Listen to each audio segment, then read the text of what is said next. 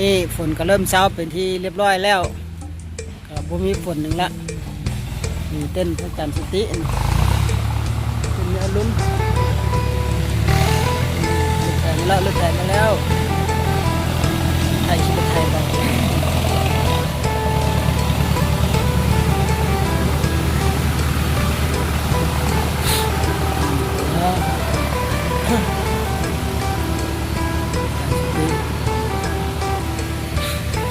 แม่เบิ่งสภาพกันฝนตกเดี๋ยวจะเป็นกดห้องน้ำไหลสภาพเต้นบอไปเต่าเลยเลอะเทอะเต้นเลอะเทอะเลยนี่เฮ้ยพี่ลึกเลยนี่คือกับโมเมนเต้นนะจนบ่อยากได้เขาเต้นเลยละก็มือสิออกย่างได้แบบเต้นได้ไปล่างเต้นละล่างเต้นจะดีจะโวจะบ่ไปเต่าเต้นนะเบิดจนบ่อยากได้เขาเต้นนะ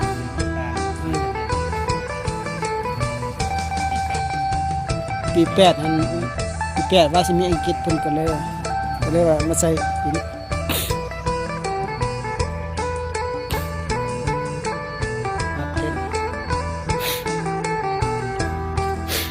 ก็มีเต้นครูบาอาจารย์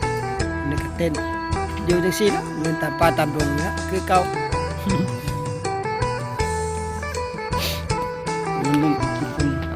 เสียมาแต่อังกฤษเพิ่นว่าดิเจ้าหน้าที่เสียงเจ้าที่3-4 ปีแล้วเสียมาแต่อังกฤษเพิ่นว่าดิผู้ใดมาให้ทำนิดก็แม่นเต้นครูบาอาจารย์เนาะฝนตก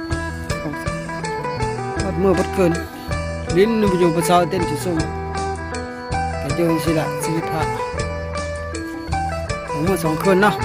2 คืนแล้วมันตกนะคืนก่อนก็เมื่อคืนนี้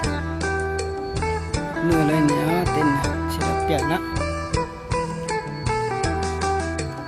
เต้นจานรัศมีนี่กั้ง2-3ขาบัดก็2 ลองเชื่อกั้งยังเอาบ่อยู่ศิลปินตัวนี้เต้นว่าจ้า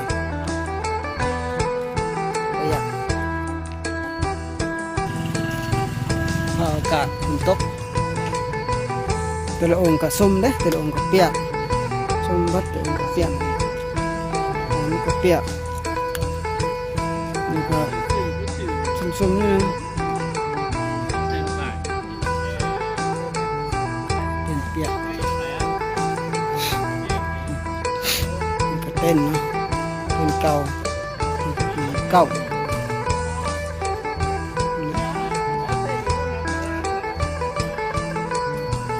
ตกเนาะเนี่ยเบิ่งชีวิตเบิ่งบอนอยู่ของป่าจัดแล้วแต่ผู้ใดสิเฮ็ดนะเนี่ยไรน้ำบ่ให้น้ำเข้าแล้วก็อยู่ได้นอนได้เป็นพอนะนอนได้เป็นพอ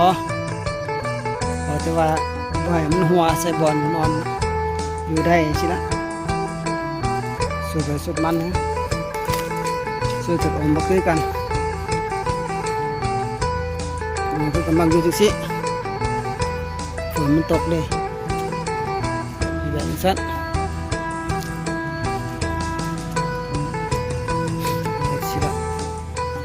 อยู่นอนแบบนี้ละพาเฮาฝนตกมา2 คืน2 มื้อละ2 มื้อ 2 คืนนี่อันนี้ก็นอนจังซี่อันนี้นี่ติก็ได้บ่ให้ฝนหัวใส่แต่ละองค์ก็นอนจังซี่ละพอบ่ให้ฝนหัวใส่เนาะนี่ก็นอน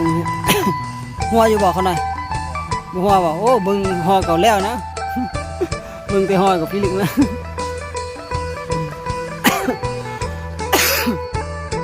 นี่ก็เต้นเพิ่นนะก็ได้จังซี่ละเต้นรุ่นดีนิดนึงก็บ่ปานใดก็บ่หัวคันเต้นรุ่นดีก็หัวคือกันนะคันบ่ไปดีๆประมาณนี้ละ